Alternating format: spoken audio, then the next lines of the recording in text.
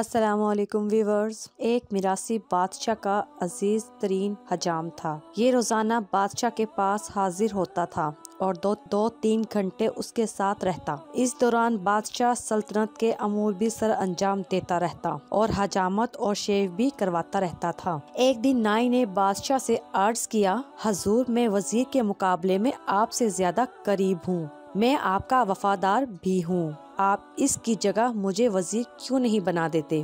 बादशाह ने मुस्कुराकर हजाम की तरफ देखा और उससे कहा, मैं तुम्हें वजीर बनाने के लिए तैयार हूँ, लेकिन तुम्हें इससे पहले टेस्ट देना होगा। नाई ने सीने पर हाथ बांधकर कहा, आप हुक्म कीजिए। बादशाह बोला, बंदरगाह पर एक बहरी जहाज आया है, मुझे उसके बारे में मालूमात ला कर दो। नाई भागकर बंदरगाह पर गया और वापस आकर बोला, जी जहाज वहाँ खड़ा है। बादशाह ने पूछा, ये जहाज कब आया? नाई दोबारा समंदर की तरफ भागा, वापिस आया और बताया, 2 दिन पहले आया। बादशाह ने कहा, ये बताओ ये जहाज कहाँ से आया? नाई तीसरी बार समंदर की तरफ भागा, वापिस आया तो बादशाह ने पूछा, जहाज पर क्या लदा है? नाई चौथी बार समंदर की तरफ भाग खड़ा हुआ। किस्सा मुख्तसर, नाई शाम तक समंदर और महल के चक्कर लगा लगा कर थक गया। उसके बाद बादशाह ने वजीर को बुलवाया और उससे पूछा, क्या समंदर पर कोई जहाज खड़ा है? वजीर ने हाथ बांधकर अर्ज किया,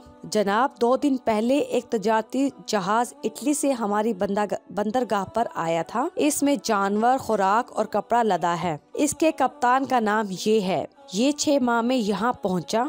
ये 4 दिन मजीद यहाँ ठहरेगा। यहाँ से ईरान जाएगा और वहाँ 1 माह रुकेगा और उसमें 209 लोग सवार हैं। और मेरा मशवरा है, हमें बहरी जहाजों पर टैक्स बढ़ा देना चाहिए। बादशाह ने ये सुनकर हजाम की तरफ देखा।